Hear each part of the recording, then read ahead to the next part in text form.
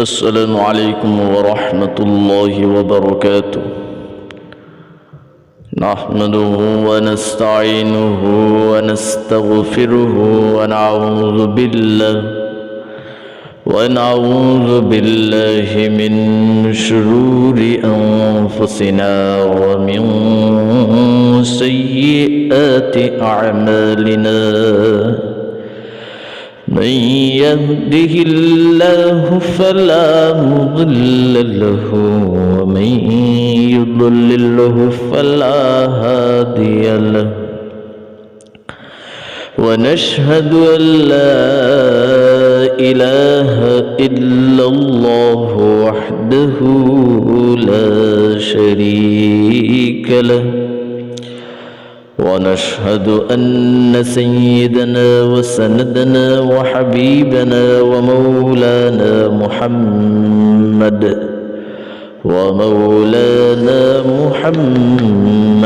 عبده ورسوله. أرسله بالحق بشيرا ونذيرا وداعيا إلى الله بإذنه وسراجا منيرا. فقد قال الله تعالى في كلامه المجيد والفرقانه الحميد: أعوذ بالله من الشيطان الرجيم. بسم الله الرحمن الرحيم. يا أيها الذين آمنوا بالله إلى آخر الآية. إن الله وملائكته يصلون على النبي يا أيها الذين آمنوا صلوا عليه وسلموا تسليما.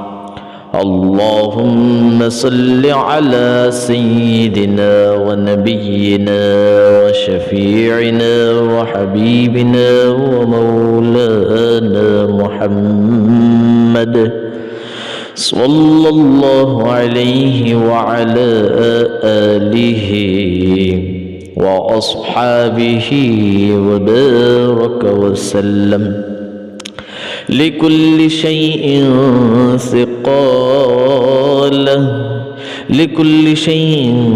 ثقالة وثقالة قلوب ذكر الله.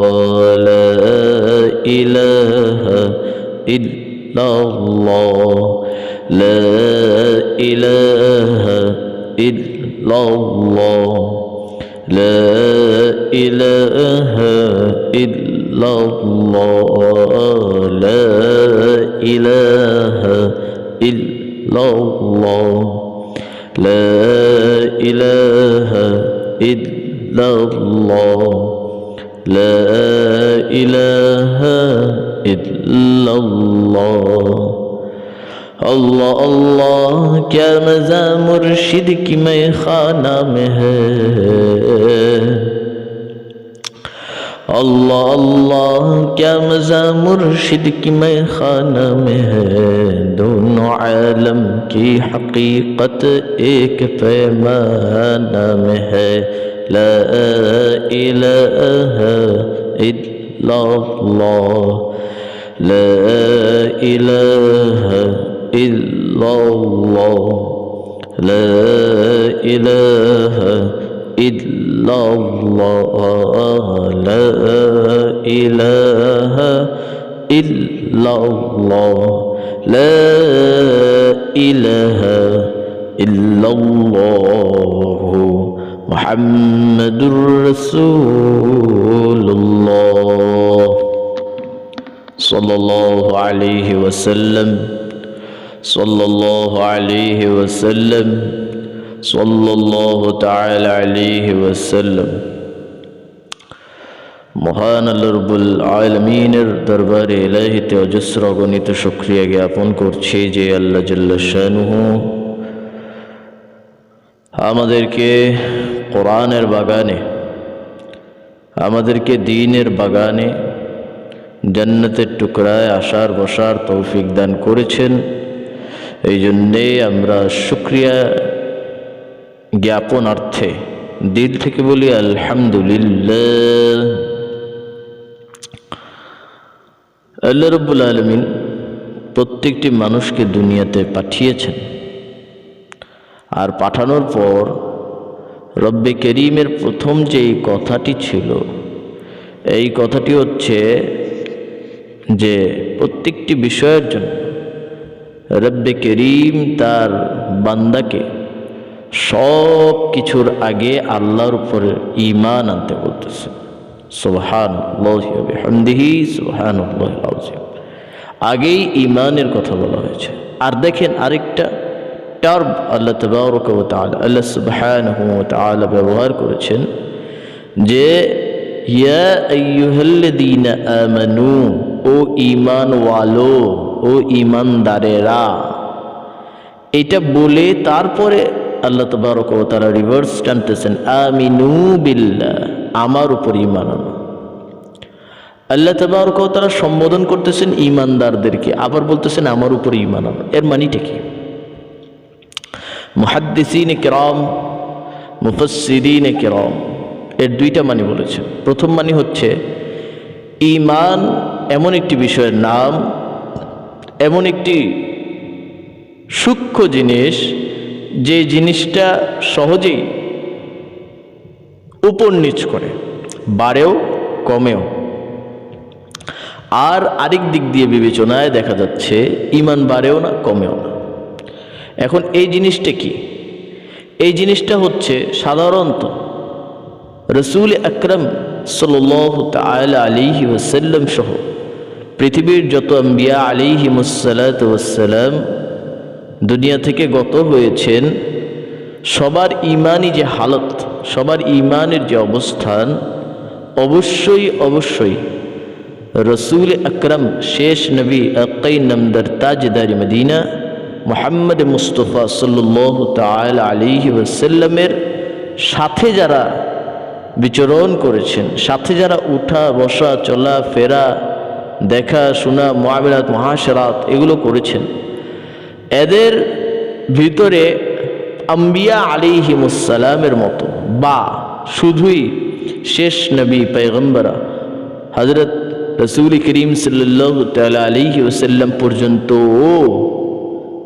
যেই পরিমাণের ঈমান ছিল, ওই পরিমাণের ঈমান সাহাবায়ে কেরাম রাদিয়াল্লাহু আলাইহিম আজমাইন পাননি। কেননা ওইটার স্তর ভিন্ন, ওটার লেভেল ভিন্ন, আর সাহাবায়ে কেরামের স্তরটা ভিন্ন।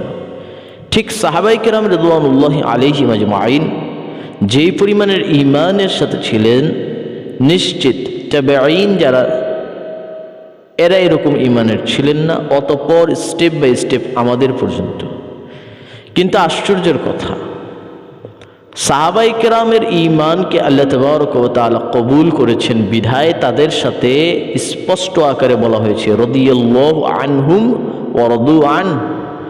অর্থাৎ আল্লাহ তাআলা আগে বলছেন আল্লাহ তাআলা তাদের উপর সন্তুষ্ট, এরপরে বলছেন তারা আল্লাহর উপর সন্তুষ্ট।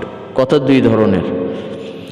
এরকম যদি কথাটা হতো যে তারা আল্লাহর উপরে সন্তুষ্ট এবং আল্লাহ তার উপরে সন্তুষ্ট, তাহলে এটা হচ্ছে না। যার কারণে আল্লাহ রাব্বুল আলামিন স্পষ্টভাবে এইখানে শব্দ ইউজ করেছেন যে আল্লাহ তাদের উপরে রাজি, অতঃপর সেই জন্য আল্লাহ তৌফিক দিয়েছেন যে তারাও যাতে আল্লাহর উপরে রাজি হয়ে যায়। সুবহানাল্লাহ। হ্যাঁ আমার ভাইরা, এই জিনিসটা বুঝতে হবে। আমি বলতেছি আমি তোমার বান্দা, তোমার গোলাম, কিন্তু মালিক আমাকে অ্যাকসেপ্ট করতেছেন না যে আমি তার গোলাম। তাহলে আপনি কীরকম গোলাম হলেন? তাহলে আপনি কিভাবে গোলাম হলেন? এখানে একটা অনেক বড় প্রশ্নবিদ্ধ থেকে যায়। রসুল আলাইহিস সালাতু ওয়াসসালাম, সাহাবী আজমাইন, তাবেঈন, তাবেঈন, আইম্মায়ে মুজতাহিদিন, আরও যারা যারা বুজুর্গানি দিন রয়েছেন, সকলেই আগে আল্লাহ রাব্বুল আলামিন তাদের উপর সন্তুষ্ট হয়েছেন, অতঃপর তারা রব্বে করিমের উপর সন্তুষ্ট হয়েছেন। সুবহানাল্লাহ, সুবহানাল্লাহ। এটা সন্তুষ্ট হওয়ার, রাজি খুশি হওয়ার কাজ করেছেন বিধায় আল্লাহ রাব্বুল আলামিন আগেই বলতেছেন রাদিয়াল্লাহু আনহুম, আমি তাদের উপর রাজি হয়ে গিয়েছি। আর এই রাজির মূল চ্যাপ্টারটাই হচ্ছে, মূল টপিকটাই হচ্ছে যে সাইয়্যিদনা রাসূল করিম সাল্লাল্লাহু তাআলা আলাইহি ওয়াসাল্লাম সহ পূর্ববর্তী যত পয়গম্বর আছেন তাদের ঈমানি কনসেপশনকে সাহাবায়ে কেরাম নিজেদের জিন্দেগিতে, নিজেদের আমলের ভিতরে বহিঃপ্রকাশ করেছে। হ্যাঁ আমার ভাইরা, এই জিনিসটা খুব বোঝার বিষয়। আল্লাহর রসুলকে জিজ্ঞেস করা হয়েছে ঈমান কি? আল্লাহ রসুলকে জিজ্ঞেস করা হয়েছে কি ঈমান কি? রসূল করিম সাল্লাল্লাহু তাআলা আলাইহি ওয়াসাল্লাম বলতেছেন, আল ঈমানু ইকরারুম বিল লিসান ওয়াত তাসদীকুল জিনান ওয়া আমালু বিল আরকান। রসূল করিম সাল্লাল্লাহু তাআলা আলাইহি ওয়াসাল্লাম সমস্ত উম্মত মুহাম্মদীকে, সমস্ত মুসলমানদেরকে জানিয়ে দিতে চাইছেন ঈমান কাকে বলে। তোমরা জেনে নাও, তাহলে ঈমানের উপর থাকা সহজ হবে। তোমরা যদি জেনে নাও ঈমান কি, তাহলে ঈমানটা পরিপূর্ণ করতে পারবে। তোমরা যদি জেনে নাও ঈমান কি, তাহলে ঈমান ওয়ালা হয়ে কিয়ামতের ময়দানে উঠতে পারবে। হ্যাঁ আমার ভাইরা, এই জিনিসটা খুব বোঝার বিষয়। রাসূল করিম সাল্লাল্লাহু তাআলা আলাইহি ওয়াসাল্লাম বলতেছেন, ঈমান এমন একটা সূক্ষ্ম বিষয়, যে বিষয়টা কোরআনের ভাষা অনুযায়ী ঈমান বাড়েও ঈমান কমেও, কিন্তু যখন রসূলের কাছে এসেছে, রসূল সাল্লাল্লাহু আলাইহি ওয়াসাল্লাম নিজে বলেছেন ঈমান বাড়েও না, ঈমান কমেও না। হ্যাঁ, তো এই যে এই জিনিসগুলো যে এইভাবে এসেছে, এই আসার দুইটা কারণ। একটা কারণ হচ্ছে বাহ্যিক, একটা কারণ হলো ভিতরগত। জিনিসটা বোঝার চেষ্টা করবেন, দয়া করে জিনিসটা বোঝার চেষ্টা করবেন। ঈমান একটি আমাদের ধারণা এবং আমাদের চিন্তা এবং আমাদের বিকশিত বিষয়, এবং এই বিষয়টা সর্বপ্রথম আসছে ইকরারুম বিল লিসান, জবানের ভিতরে জারি হতে হবে, জিহ্বা দ্বারা উচ্চারণ হতে হবে। খেয়াল করেন, জিহ্বা দ্বারা উচ্চারণ হতে হবে আনা মুসলিম, আমি মুসলিম। হ্যাঁ, এই জিনিসটা মারাত্মক। কালেমার বহিঃপ্রকাশ হতে হবে লা ইলাহা ইল্লাল্লাহু মুহাম্মাদুর রাসূলুল্লাহ, এটার বহিঃপ্রকাশ হতে হবে সাল্লাল্লাহু আলাইহি ওয়াসাল্লাম। এটা জানাইতে হবে মানুষকে যে হ্যাঁ আমি এটা পড়েছি। ইকরার, হ্যাঁ ইকরার করতে হবে, এটাকে প্রকাশ করতে হবে, স্বীকার করতে হবে যে হ্যাঁ আমি মুসলমান হয়েছি। এইরকম করে শুধু মুসলমানিত্ব নয়, শুধু কালিমা নয়, নামাজ, রোজা, হজ, যাকাত, তারপর কি বলা হয় সাদকা, তারপরে নামাজ, তারপরে নফল, তারপরে তাহাজ্জুদ, তারপরে আরও অন্যান্য যত ইবাদত আছে, এটার ভিতরে হুসনে সুলুকও আছে, চরিত্র, চারিত্রিক গুণাবলী, এর সাথে কথা বলা, এর সাথে কাজকর্ম করা, লেনদেন করা, মুআমেলাত, মুহাশারাত, প্রত্যেকটা জিনিস এটার সাথে অ্যাড করা রয়েছে, ইনক্লুডিং অফ দিস কন্টেন্ট। এই জিনিসটার সাথে, অর্থাৎ এই তৈরিকৃত জিনিস যেটা আল্লাহ তাআলা দিয়েছেন আল ঈমান, এটার সাথে এগুলো সব কিছু অ্যাডজাস্ট, এগুলো সব কিছুর সাথে সমন্বয় করা। আপনি একটা করবেন, একটা করবেন না, হবে না। আপনি ওইটা করবেন, এটা করবেন না, হবে না। আপনাকে প্রতিটা জিনিস তার মুডের উপর রেখে তারপরেই করতে হবে। হ্যাঁ আমার ভাইরা, এই জিনিসটা খুব খেয়ালযোগ্য, জিনিসটা খুব খুব খুব সাবধান অবলম্বন করতে হবে। তাসদীকুল জিনান, মুখের ভিতরে যা বলতেছি দিলের ভিতরে এর বিশ্বাস রাখা। মুখের ভিতরে শুধু বলে নয়, মুখের ভিতরে শুধু স্বীকারোক্তি করার মাধ্যমে নয়, তাহলে তো হিন্দুরাও স্বীকার করে কিন্তু অন্তরে বিশ্বাস রাখে না, বৌদ্ধরাও তো স্বীকার করে কিন্তু অন্তরে বিশ্বাস রাখে না, আরও অন্যান্য ধর্মাবলম্বী যারা আছে তারাও সকলে মুখে বলে কিন্তু অন্তরে বিশ্বাস করে না।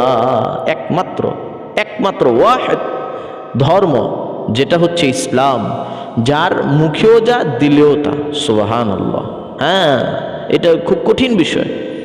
রাসূল আরবি সাল্লাল্লাহু আলাইহি ওয়াসাল্লাম এই জন্য বলেন ওয়াত-তাসদীকুল জিনান, আর অন্তরের ভিতরে এটাকে মূল হিসেবে গেড়ে দিতে হবে। যেটা মুখ দিয়ে বলতেছি সেটা অন্তরেও থাকবে। মুখ দিয়ে যদি বলতেছি আল্লাহই রাযিক, অন্তরেও বিশ্বাস করতে হবে রিজিকের মালিক আল্লাহ। মুখে যেখানে বলতেছি তাকদীরের ফয়সালা রব্বে কায়নাতের তরফ থেকে হবে, আমার ভালো আমার মন্দ, শাররিহি ওয়া খায়রিহি মিনাল্লাহি তাআলা, আল্লাহর তরফ থেকেই ভালো আসবে, আল্লাহর তরফ থেকেই মন্দ আসবে। এই কনসেপ্টটা যখন আমি আমার মুখ দিয়ে উচ্চারণ করতেছি, স্বীকারোক্তি দিচ্ছি, এর সাথে সাথে আমার অন্তরে, আমার কলবের ভিতরে এর ইয়াকিনটা থাকতে হবে। আমার ভাই, এটা অত্যন্ত সূক্ষ্ম বিষয়। কেন? এটা একটু পরে আসতেছে। রাসূল আরবি সাল্লাল্লাহু তাআলা আলাইহি ওয়াসাল্লাম জিহাদের ময়দানের ভিতরে সরকার দো আলম সাল্লাল্লাহু তাআলা আলাইহি ওয়াসাল্লাম সহ সমস্ত সাহাবায়ে কেরাম রিদওয়ানুল্লাহি আলাইহিম আজমাইন উপস্থিত। পাহারা চলতেছে। কি চলতেছে বলেন? পাহারা চলতেছে। এই পাহারার ভিতরে রাসূল আরবি সাল্লাল্লাহু তাআলা আলাইহি ওয়াসাল্লাম হালকা করে ঘুমিয়ে পড়েছেন। আর এই ঘুমানোর সময়টার ভিতরে এক কাফের ওই তাঁবুর ভিতরে ঢুকে গিয়েছে। আর রাসূলুল্লাহ সাল্লাল্লাহু তাআলা আলাইহি ওয়াসাল্লাম যেই জায়গাটায় ঘুমাচ্ছিলেন, এই জায়গাটা একটা গাছের নিচে। ওই গাছের উপরে সরকার দো আলম নূর মুজাসসিম আকাই নামদার তাজদার মদিনা আহমদ মুজতবা মুহাম্মদ মুস্তাফা সাল্লাল্লাহু তাআলা আলাইহি ওয়াসাল্লাম ওনার তরওয়াল স্পট এটাকে ঝুলিয়ে রাসূল আকরাম সাল্লাল্লাহু আলাইহি ওয়াসাল্লাম আরাম করতেছিলেন। কথা কি বুঝে আসছে আমার ভাইয়েরা? আরাম করতেছিলেন। তো আরাম করতে করতে রাসূল একটু নাক টানতেছিলেন, যেভাবে নাক টানে সাধারণত ঘুমন্ত অবস্থায়, এইভাবে নাক টানতেছিলেন। তো একটু গভীর যখন ঘুমের মধ্যে সরওয়ারে কায়নাত চলে গেলেন, তখন ওই কাফের রাসূলুল্লাহ সাল্লাল্লাহু তাআলা আলাইহি ওয়াসাল্লামের ওই তলোয়ারটা এটাকে হাত দিয়ে নিয়ে রাসূলুল্লাহ সাল্লাল্লাহু তাআলা আলাইহি ওয়াসাল্লামকে আক্রমণাত্মকভাবে জিজ্ঞেস করতেছেন যে, হে মুহাম্মদুর রাসূলুল্লাহ সাল্লাল্লাহু আলাইহি ওয়াসাল্লাম। তিনি তার রাসূলুল্লাহ বলেননি, মুহাম্মদ বলে সম্বোধন করেছেন। ইয়া মুহাম্মদ, ও মুহাম্মদ, এখন তোমাকে কে বাঁচাবে? খেয়াল করেন, এখন তোমাকে কে বাঁচাবে? রাহমাতাল লিল আলামিন সাইয়্যিদুল মুরসালিন মুহাম্মদ আরবি সাল্লাল্লাহু তাআলা আলাইহি ওয়াসাল্লাম সাথে সাথে তিনি তাকবীর দেওয়া শুরু করে দিয়েছেন। সুবহানাল্লাহ। তাকবীর দেওয়া শুরু করে দিয়েছেন। তাকবীর কি? নারায়ে তাকবীর, আল্লাহু আকবার, আল্লাহু আকবার, আল্লাহু আকবার। আমাদের তাকবীরের ভিতরে কি শক্তি হওয়া দরকার দেখেন, এখান থেকে শিক্ষা নেন। ঈমানি তাকবীর কি হতে পারে? একটা ঈমানি তাকবীর তাগুতের তখতে তাউসকে উল্টিয়ে দিতে পারে। সুবহানাল্লাহি ওয়া বিহামদিহি, সুবহানাল্লাহিল আযীম। মুহাম্মদ আরবি থেকে এটা আমাদের শিক্ষণীয়।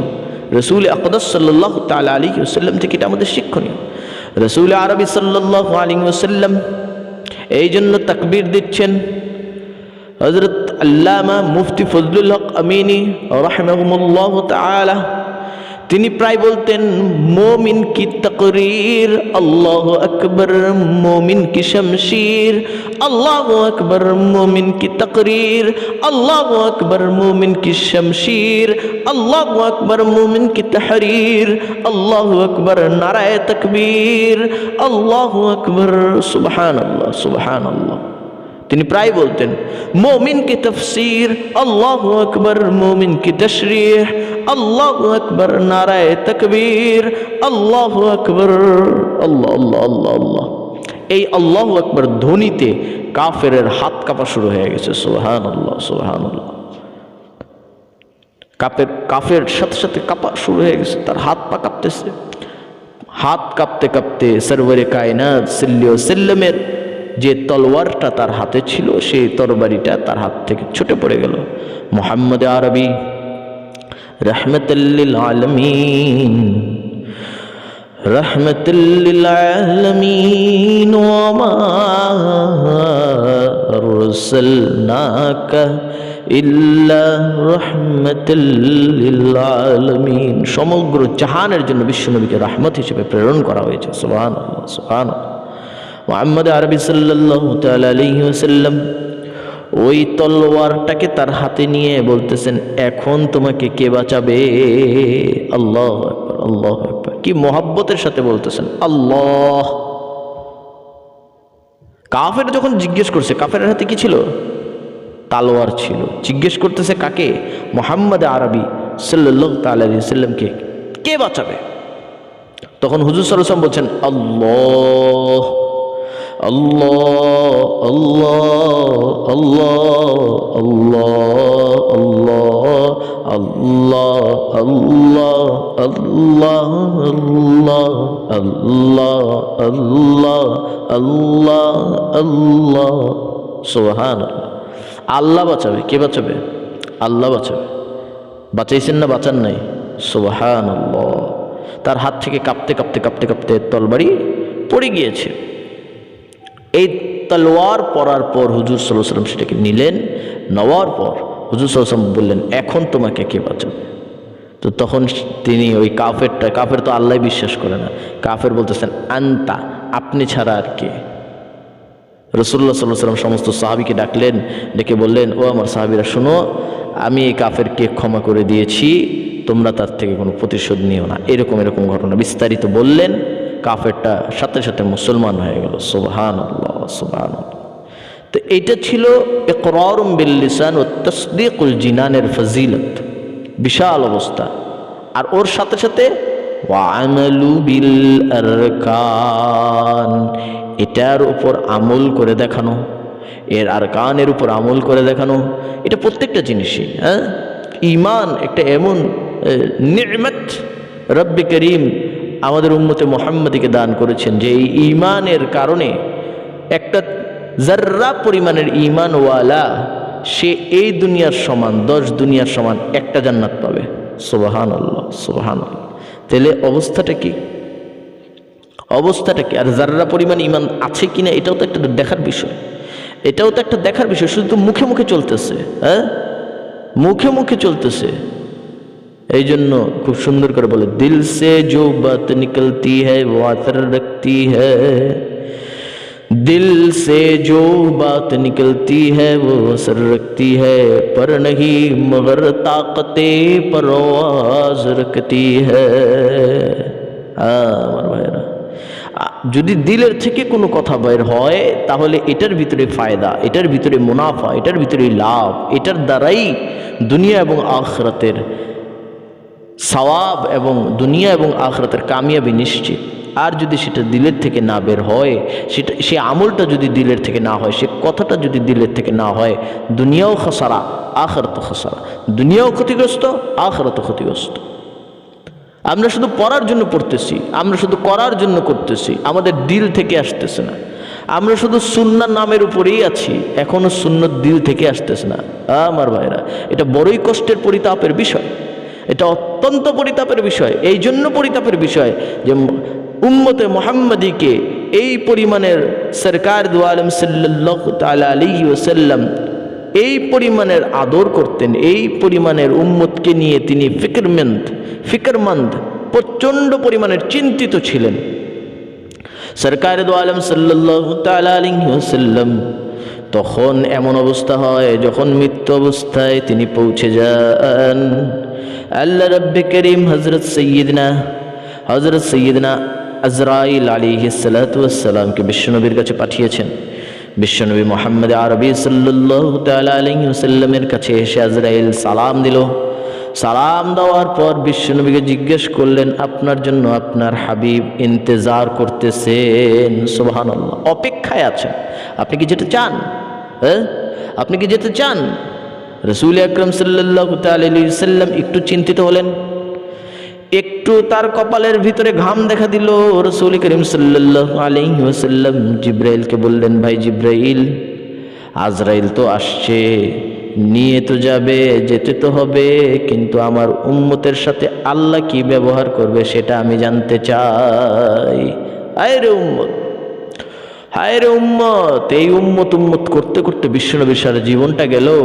আর আজকে আমরা বিশ্বনবীকে বৃদ্ধাঙ্গুলি দেখাচ্ছি, আজকে আমরা বিশ্বনবীর সুন্নতকে নিয়ে উপহাস করতেছি। আজকে বিশ্বনবীর প্রত্যেকটা কথা, কথা মানে কি? হাদিস, হাদিস মানে কি? কথা। হ্যাঁ, ওই যে ছাত্র ভাইয়েরা অধিকাংশ সময় পড়ে হাদ্দাসানা, হাদ্দাসানা বর্ণনাকারী, কথা, কথাকে যে পৌঁছানো হয়েছে। হাদিস কথা, মুখের কথা। রাসূল করিম সাল্লাল্লাহু তাআলা আলাইহি ওয়াসাল্লাম যা বলেছেন, যা অন্তরে পোষণ করেছেন, যা আমলে পরিণত করেছেন, ওটার নামই হাদিস। ওটার নামই কি? হাদিস। আর হাদিসের ভিতরে রাসূলুল্লাহ সাল্লাল্লাহু আলাইহি ওয়াসাল্লামের সাথে আষ্টপৃষ্ট হয়ে যে জিনিসগুলো ছিল সেটার নামই সুন্নাহ। সেটার নাম কি? সুন্নাহ। এই জন্য সরওয়ারে কায়নাত আকাই নামদার তাজদার মদিনা আহমদ মুজতবা মুহাম্মদ মুস্তাফা সাল্লাল্লাহু তাআলা আলাইহি ওয়াসাল্লাম বলেন, তারাকতু ফীকুম আমরাইন لن تضلوا ما تمسكتم بهما كتاب الله وسنة رسوله। الله الله الله الله। রাসূলুল্লাহ সাল্লাল্লাহু আলাইহি ওয়াসাল্লাম খোলাসা কথা বলে গিয়েছেন। রাসূলুল্লাহ সাল্লাল্লাহু তাআলা আলাইহি ওয়াসাল্লাম বলতেছেন, এই কথাগুলো হচ্ছে তারাকতু ফীকুম আমরাইন, তারাকতু ফীকুম আমরাইন, তোমাদের কাছে আমি দুটি জিনিস রেখে যাচ্ছি। লান তাযিল্লু মা তামাসসাকতুম বিহিমা, যে দুটি জিনিস যদি তোমরা আঁকড়িয়ে ধরো তাহলে কোনো দিন কোনো জিনিস তোমাদেরকে পথভ্রষ্ট করতে পারবে না। তার মানে ঈমানের বহির্ভূত করতে পারবে না, ঈমানের থেকে তোমাদেরকে বের করতে পারবে না, ঈমানের থেকে তোমাদেরকে পিছু হটাইতে পারবে না। তারপরে কি বলছেন? لن تضلوا ما تمسكتم بهما كتاب الله وسنة رسوله। একটি হচ্ছে আল্লাহর কিতাব, একটি হচ্ছে আল্লাহর কিতাব, একটি হচ্ছে আল্লাহর কিতাব। এখন আমরা আল্লাহর কিতাবের থেকে দূরে সরে গিয়েছি, কথা বলে না, আমরা আল্লাহর কিতাবের থেকে দূরে সরে গিয়েছি। আল্লাহর কিতাবকে এখন আমাদের কাছে ভালো লাগে না, শুধু পড়তে ভালো লাগে, আমল করতে ভালো লাগে না। শুধুই শুনতে ভালো লাগে, আমল করতে ভালো লাগে না। শুধুই দেখতে ভালো লাগে, আমল করতে ভালো লাগে না। কারণ আল্লাহর কথাগুলো তো আমাদের এগেনস্টে হয়ে থাকে। কারণ আমরা যে জিনিসগুলো করব সেগুলো আমাদের থেকে বেহতর জানেন কে? আল্লাহ রাব্বুল আলামিন। এই জন্য মানুষকে ইনস্ট্রাকশন দেওয়ার জন্য কোরআন কারীম নাজিল করেছেন। আল্লাহ আল্লাহ, এটা দিয়ে তোমার জীবনকে গড়তে হবে। হ্যাঁ, এটা দিয়ে তোমার দুনিয়াবি এবং আখিরাতে দুই জিনিস একসাথে গড়তে হবে। কিভাবে গড়বা? তোমার বিষয়। আল্লাহর রাসূল এই জন্য তারপরে বলেন ওয়া সুন্নাত রাসূলি, আর কিতাব যখন বুঝতে হবে তখন সুন্নতের দিকে তাকাইতে হবে। কিতাব যখন বুঝতে হবে সুন্নতের দিকে তাকাইতে হবে। আ কিতাবে জিন্দা কুরআনে কারীম, আ কিতাবে জিন্দা কুরআনে হাকীম, হিকমতে উলা ইয়াজালস্তু কদীম, हिकमते ऊला यज़ालस्तु कदीम। हर्द ऊला है वो ने तदवील ने, हर्द ऊला है वो ने तदवील ने, माना अक्षर मिंदे तावील ने, माना अक्षर मिंदे तावील ने। आह, किताब একটা জিন্দা, একটা জিন্দা অবস্থানে আছে কিতাব। আজকে আমরা কিতাবকে মেরে ফেলেছি, আজকে আমরা কিতাবকে মেরে ফেলেছি। খেয়াল রাখবেন, আজকে আমরা কিতাবকে মেরে ফেলেছি। আর কিতাবের সাথে মুহাম্মদ রাসূলুল্লাহর সম্পর্ক কি?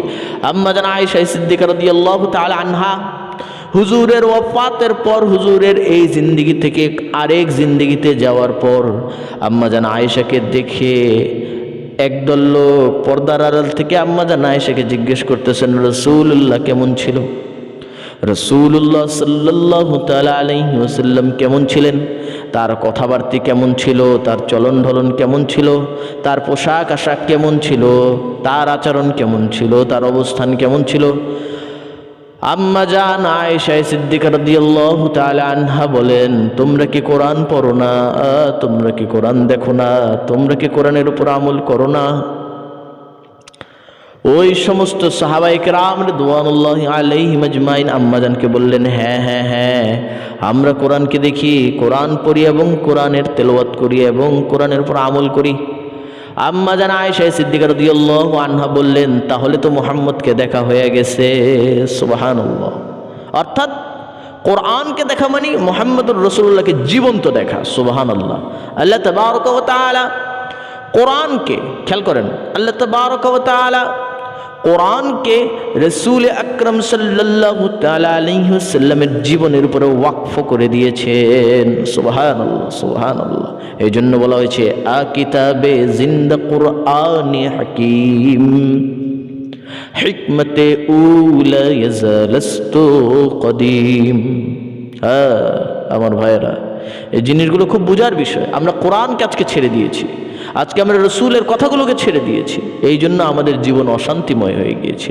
এই জন্য আমরা আজকে জাহান্নামের দ্বারের দিকে দৌড়াচ্ছি। আল্লাহ বলতেছেন ওয়াসারিউ, দৌড়াও। কোথায়? ওয়াসারিউ ইলা মাগফিরাতিম মির রাব্বিহা ওয়া জান্নাতিন আরদুহাস সামাওয়াতু ওয়াল আরদু উইদ্দাত লিল মুত্তাকিন। আল্লাহ বলেন দৌড়াও, আল্লাহ বলেন দৌড়াও। কোন দিকে? রবের মাগফিরাতের দিকে, তোমার প্রভুর ক্ষমার দিকে দৌড়াও, যে প্রভু তোমার জন্য রেখেছেন জান্নাত। সুবহানাল্লাহ। অর্থাৎ ক্ষমার পরে কি? জান্নাত। ক্ষমার পরে কি? জান্নাত। আহা, রাসূল আকরাম সাল্লাল্লাহু তাআলা আলাইহি ওয়াসাল্লাম এই জন্য বলেছেন, লাউ কুনতুম মুত্তাখিদান খলিলান নাত্তাখাযতুম আবা বকর ওয়ালাকিন্নাল্লাহু হুয়াল খলিলুল আসলি। আমি যদি আমার বন্ধু হিসেবে কাউকে রাখতাম, মুহাম্মদ আরবির মুখের বক্তব্য, আমি যদি আমার বন্ধু হিসেবে, আমার প্রাণের বন্ধু হিসেবে, আমার সহচর হিসেবে কাউকে রাখতাম, তাহলে আবু বকরকে রাখতাম। কিন্তু আসল বন্ধু হওয়ার যোগ্যতা একমাত্র আল্লাহ রব্বে কায়নাতের। সুবহানাল্লাহ। আল্লাহর আল্লাহর আল্লাহর। এই জন্য আল্লাহর হয়ে যান। এই জন্য কোরআনকে নিজের দিলের ভিতরে ঢুকায়া দেন। কোরআনুম বিল লিসান, কোরআনকে আগে স্বীকার করেন। আমরা অনেক সময় করি কি, কোরআন, কোরআন তো ভালো জিনিস, কোরআন আল্লাহর রসুলের কিতাব, আল্লাহর কিতাব, এই কোরআন অবশ্যই পড়া চাই, এই ধরনের কথা আমরা বলি, ঠিক কিনা? কিন্তু কোরআনের উপর আমল নেই। কোরআনের উপর আমাদের আত্মবিশ্বাস নেই। এই জন্য কোরআন আমাদের, কারণ আল্লাহ নিজেই বলতেছেন, মাইয়াহদিহিল্লাহু ফালা মুযিল্লা লাহু, আল্লাহ তাআলা যাকে চান তাকে হেদায়েত দেন। অন্য আয়াতের ভিতরে, সূরাতুল বাকারার ভিতরে আল্লাহ তাবারক ওয়া তাআলা বলতেছেন, ইউযিল্লু বিহি কাসীরান ওয়া ইয়াহদি বিহি কাসীরা ওয়া মা ইউযিল্লু বিহি ইল্লাল ফাসিকিন। নাউযুবিল্লাহ। আল্লাহ নিজে বলতেছেন, ইউযিল্লু বিহি কাসীরা, যারা নাকি কোরআন শরীফ পড়বে অধিকাংশই, যারা নাকি কোরআন শরীফ পড়বে অধিকাংশই তারা পথভ্রষ্ট হয়ে যাবে। নাউযুবিল্লাহ। আল্লাহ বলতেছেন। অর্থাৎ আমরা যে মনে করি যে কোরআন পড়লেই খালি হয়ে যাবে, কোরআন পড়লেই খালি জান্নাত, কোরআন পড়লেই খালি ভালো কিছু, কোরআন পড়লেই হেদায়েত, নয়। রব্বে করিম কোরআনের ভিতরে কত সুন্দর করে বলতেছেন, ইউযিল্লু বিহি কাসীরা, অধিকাংশ এই কোরআন পড়ার কারণে, অধিকাংশ কোরআন বোঝার কারণে অধিকাংশ মানুষ জাহান্নামী হয়ে যাবে। অর্থাৎ তারা বলবে একটা, করবে আরেকটা। তাদেরকে নসিহত করা হবে একটা, তারা নসিহতের উল্টা কাজ করবে। তাদেরকে বোঝানো হবে একটা, তারা করবে আরেকটা। এটা হবে উম্মতের অবস্থা। এই জন্য আল্লাহ আগে বলতেছেন, ইউযিল্লু বিহি কাসীরা, কোরআন পড়বে ঠিক আছে, কিন্তু হেদায়েতের ধারের কাছে যেতে পারবে না। ওয়া মা ইউযিল্লু বিহি ইল্লাল ফাসিকিন, কারণ তারা হচ্ছে সবাই ফাসিক। তারা কি? ফাসিক। ফাসিক মানে তার সামনে যখন এই জিনিসগুলো উপস্থাপন করা হয়, সে এগুলোকে তুচ্ছ তাচ্ছিল্য করে, সে এগুলোকে নেগলেক্ট করে, উপহাস করে, সে এগুলোকে অপয়া মনে করে, সেই জিনিসগুলোকে খুবই নগণ্য মনে করে এবং তার মুখের অবস্থা থেকে আরে আমরা তো কোরআনওয়ালা, হাম লোগ তো কোরআনওয়ালা হ্যাঁ, হাম লোগ তো হাদিসওয়ালা হ্যাঁ। আশরাফ আলী থানভী রহমতুল্লাহ আলাইহি একটা ঘটনা লিখেছেন খুব সুন্দর করে তার কিতাবের ভিতরে। ওই কিতাবের ভিতরে ওই সময়কার তাহরিক যে অবস্থা চলতেছিল, ওই তাহরিকের ভিতরে অধিকাংশ মানুষ তখন কাফের মুরতাদ হয়ে যাচ্ছিল কাদিয়ানীদের কারণে। কাদিয়ানির বিষয়টা তো জানেন আপনারা, আমি আর বিস্তারিত যাচ্ছি না। কাদিয়ানীদের বিশ্বাস মতে তারা মুরতাদ হয়ে যাচ্ছিল, ওদেরটা অ্যাকসেপ্ট করতেছিল। ওই সময় থানভী রহমতুল্লাহ আলাইহি যখন শুনলেন অমুক এলাকার ভিতরে এই ঘটনাগুলো বেশি ঘটতেছে, তো উনি চিন্তা করলেন একটু ঘুরে আসা যায়। আশরাফ আলী থানভী রহমতুল্লাহ আলাইহি সাথী সঙ্গীদেরকে নিয়ে ওই এলাকায় মোড় দিলেন, ওই এলাকায় রুখ দিলেন, ওই এলাকায় রওনা দিলেন। এলাকায় গিয়ে দেখতেছেন হ্যাঁ সত্যি কথা অনেকেই মুরতাদ হয়ে যাচ্ছে। ওই এলাকার ভিতরে থানভী রহমতুল্লাহ আলাইহির একজন পরিচিত ব্যক্তি ছিল। থানভী রহমতুল্লাহ আলাইহি তাকে জিজ্ঞেস করতেছে, আপনারা বলে মুরতাদ হয়ে যেতেছেন, কথা বলে না, আপনারা বলে মুরতাদ হয়ে যাচ্ছেন। ওই ব্যক্তিটা উত্তর দিল, হজরত হাম তাজিয়া উঠানে ওয়ালে হ্যাঁ। কথা বুঝেন নাই, আমরা তাজিয়া উঠাই, শিয়াদের তাজিয়া উঠায় না, তাজিয়া মিছিল, হাম লোগ তাজিয়া উঠানে ওয়ালে হ্যাঁ, আমরা তাজিয়া উঠাই। তো হজরত মৌলানা আশরাফ আলী থানভী রহমতুল্লাহ আলাইহি তখন হঠাৎ একটু অজ্ঞান হয়ে যাওয়ার অবস্থা। কয় কি তাজিয়া উঠানো বলে ইসলামের অংশ, তার মানে তাজিয়া উঠাই দেখে আমি মুসলমান, তাজিয়া মিছিলে যাই দেখে আমি মুসলমান। তখন এটাকে ধরা হইতো। আশরাফ আলী থানভী রহমতুল্লাহ আলাইহির সাথে সাথে বললেন, ঠিক হ্যাঁ, अच्छा ठीक है तुम ताजिया उठाओ, ताजिया उठाया करो फिर भी तो मुसलमानी बाकी है। তো কি অবস্থা আপনি চিন্তা করে দেখেন, অথচ তাজিয়া উঠানো ডাইরেক্ট এটাকে কবিরা গুনাহ বলা হয়েছে। কি বলা হয়েছে? কবিরা গুনাহ। অনেক জায়গায় বেদাত বলে। কথা সেটা না, কথা হচ্ছে যে সব জায়গায় সব জিনিস সবভাবে চলে না। তো আমার বক্তব্য ইউযিল্লু বিহি কাসীরা, এই কোরআন পড়ার দ্বারা অনেকে পথভ্রষ্ট হয়ে যায়। ও ইউযিল্লু বিহি কাসীরা, আর অনেকে হেদায়েত প্রাপ্ত হয়। ওয়াহদি বিহি কাসীরা, আর অনেকে পথ পায়, হ্যাঁ হেদায়েতের তার জন্য দরজা আল্লাহ তাআলা খুলে দেয়। সুবহানাল্লাহ। ওয়া মা ইউযিল্লু বিহি ইল্লাল ফাসিকিন, আর ফাসিকদের জন্য আল্লাহ তাআলা পথভ্রষ্টতা ছাড়া আর কিছু রাখেন নাই। আল্লাহ বলেন, ওয়া মান ইউযলিল ফালান তাজিদ লাহু ওয়ালিয়্যাম মুরশিদা। যখন তুমি পথভ্রষ্ট হয়ে যাবে, তোমাকে বাঁচানোর জন্য আমি ছাড়া অন্য কোনো সাহায্যকারী পাবে না, অন্য কোনো পথ প্রদর্শক পাবে না। কাজেই এই জন্য ঈমান আনো আমি আল্লাহর উপর। কেন ঈমান আনো আমি আল্লাহর উপর? আমিনু বিল্লাহ। আমিনু বিল্লাহর ডেফিনেশন ওইখানে করা হয়েছে করারুম বিল লিসান ওয়া তাসদীকুল জিনান ওয়া আমালু বিল আরকান। প্রথমে মুখ দিয়ে স্বীকার করতে হবে। মানো চাই না মানো, তোমাকে স্বীকার করতে হবে। মানো চাই না মানো, তোমাকে অন্তরে বিশ্বাস স্থাপন করতে হবে। মানো চাই না মানো, তোমাকে আমলে পরিণত করতে হবে। এই কথাগুলো এই জন্য বলতেছি যে আমরা অনেকগুলি জিনিস মানতে চাই না। তো না মেনে কিন্তু উপায় নেই, কারণ আমাদের ধ্বংসের তিনটা কারণ। ধ্বংসের কয়টা কারণ? আমাদের পথভ্রষ্টতার কারণ তিনটি। প্রথমটি হচ্ছে আমরা জানি না, প্রথমটি আমরা জানি না, দ্বিতীয়টি জানলে আমরা মানি না, তৃতীয়টি মানলে আমরা করি না। এই তিনটি কারণে আমরা পথভ্রষ্ট হয়ে যাচ্ছি। হযরত ঈসা আলাইহিস সালাতু ওয়াস সালামের উম্মত এই তিনটি কারণে পথভ্রষ্ট হয়েছে। হযরত মূসা আলাইহিস সালাতু ওয়াস সালামের উম্মত এই তিনটি কারণে পথভ্রষ্ট হয়েছে। নাউজুবিল্লাহ। অন্যান্য অনেক পয়গম্বরের 1 লক্ষ মতান্তরে 2 লক্ষ প্রায় নবী পয়গম্বর আলাইহিমুস সালাতু ওয়াস সালাম যারা আছেন, বিভিন্ন রিওয়ায়াতে বিভিন্নটা আসছে। তো এই পয়গম্বররা এদের উম্মতদেরকে যেটাই করেছেন এই তিনটা কারণে অধিকাংশ পয়গম্বরের উম্মত এই তিনটা কারণে জাহান্নামী হয়ে গেছে। এবং তাদের সংখ্যাটাই বেশি ছিল। হ্যাঁ হ্যাঁ, এটাই সত্য, তাদের সংখ্যাটাই বেশি ছিল। সাইয়্যিদনা নূহ আলাইহিস সালাতু ওয়াস সালাম, হযরত সাইয়্যিদনা নূহ আলাইহিস সালাতু ওয়াস সালাম 950 বছর পর্যন্ত দাওয়াত দিয়েছেন, 950 বছর পর্যন্ত তাওহীদের কথা বলেছেন, 950 বছর পর্যন্ত হাদিসের কথা বলেছেন, 950 বছর পর্যন্ত আল্লাহর কিতাবের কথা বলেছেন, আল্লাহর হুকুমের কথা বলেছেন, আদেশের কথা বলেছেন, নিষেধের কথা বলেছেন, শরীয়তের কথা বলেছেন, কোনটা মানতে হবে কোনটা মানতে হবে না, কোন জায়গায় নিজের ইচ্ছা পালন করতে পারবা কি পারবা না, কোন জায়গায় সুন্নত অনুযায়ী কিভাবে জীবনযাপন করতে হবে, এই সমস্ত কিছু 950 বছর পর্যন্ত মানুষের দ্বারে দ্বারে গিয়ে পৌঁছিয়ে দিয়েছেন।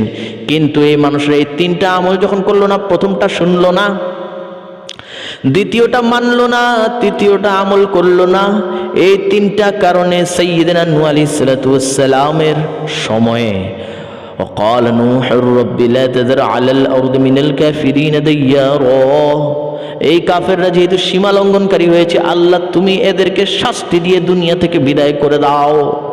এই কথা যখন সাইয়্যিদনা হযরত নূহ আলাইহিস সালাতু ওয়াস সালাম থেকে জারি হয়েছে, আল্লাহ রাব্বুল আলামিন সারা জমিনে প্লাবন দিয়ে, সারা জমিনের মধ্যে আকাশ থেকে আগুনের বৃষ্টি হয়েছে, উল্কাপিণ্ডের বৃষ্টি হয়েছে। এই বৃষ্টি হওয়ার কারণে মানুষ তার জায়গার ভিতরে স্পট ডেড হয়ে গিয়েছে। ওই অবস্থায় ওই মানুষটা চিরস্থায়ী জাহান্নামী হয়ে গিয়েছে, নাউজুবিল্লাহ। এই অবস্থা হয়েছিল। আর আজকে আমরা দেদারসে আমরা গুনাহ করে যাচ্ছি। আহা! আর সেই প্যারা নবী হযরত রাসূল আকরাম সরকার দো আলম তাজদার মদিনা আহমদ মুজতবা মুহাম্মদ মুস্তাফা সাল্লাল্লাহু তাআলা আলাইহি ওয়াসাল্লাম আজ অবধি কিয়ামত পর্যন্ত বলতে থাকবেন, ইয়া হাবলি উম্মতি, আমার উম্মতের কি হবে। রাসূল আকরাম সাল্লাল্লাহু তাআলা আলাইহি ওয়াসাল্লাম যখন ইন্তেকালের সময় নিকটবর্তী হয়, তখন তিনি, মনে আছে তো, তখন যখন আল্লাহর কাছে বলেছেন আমার উম্মতের সাথে আপনার ব্যবহার কি থাকবে, আল্লাহ রাব্বুল আলামিন বলেছেন আপনার উম্মতকে আমি ডাইরেক্ট আযাব দেব না। রাসূলের কারণে আল্লাহ এখন আযাব দেন না, না হলে পৃথিবীর এখন যে অবস্থা, আযাব আসার জন্য যথেষ্ট, আযাব আসার জন্য যথেষ্ট। ইন্না আযাবি লাশাদীদ, আজকের দুনিয়াতে যা চলতেছে এর জন্য আযাব আসা একেবারে আবশ্যক হয়ে দাঁড়িয়েছে। এরপরেও বিশ্বনবীর খাতিরে, কারণ এই জমিনে বিশ্বনবীর, এই জমিনে, পৃথিবীর জমিনে বিশ্বনবীর দেহ মোবারক এখন পর্যন্ত অবশিষ্ট আছে, এটার শানের খেলাফ হয়ে যাবে, এটার ইজ্জতের খেলাফ হয়ে যাবে, এটার সাথে অবমাননা হয়ে যাবে। এই জন্য আল্লাহ রাব্বুল ইজ্জত ওয়া যুল জালালি ওয়াল ইকরাম এই দুনিয়ার ভিতরে শাস্তি দিচ্ছেন না। সুবহানাল্লাহ, আল্লাহু আকবার, আল্লাহু আকবার। আপনারা জিজ্ঞেস করতে পারেন আগে যে শাস্তি হয়েছে, তো আগে তো বিশ্বনবী ছিল না। হযরত নূহ আলাইহিস সালাতু ওয়াস সালামের সময় বিশ্বনবী ছিল না, হযরত সুলাইমানের সময় বিশ্বনবী ছিল না, দাউদের সময় বিশ্বনবী ছিল না, মুসার সময় বিশ্বনবী ছিল না, ঈসার সময় বিশ্বনবী ছিল না। বিশ্বনবী এখন অবধি দুনিয়ায় অবস্থিত, যেহেতু বুঝেন নাই, বিশ্বনবী তার কবরের ভিতরে হায়াতুন নবী হিসেবে জীবিত। এই জন্য আল্লাহ রাব্বুল আলামিন শাস্তি দিয়ে দুনিয়ার মানুষকে লাঞ্ছিত করতেছে না। নাউজুবিল্লাহ, দুনিয়ার মানুষকে এই জন্য লাঞ্ছিত করা হচ্ছে না, একমাত্র বিশ্বনবী মুহাম্মদ আরবি সাল্লাল্লাহু তাআলা আলাইহি ওয়াসাল্লামের খাতিরে।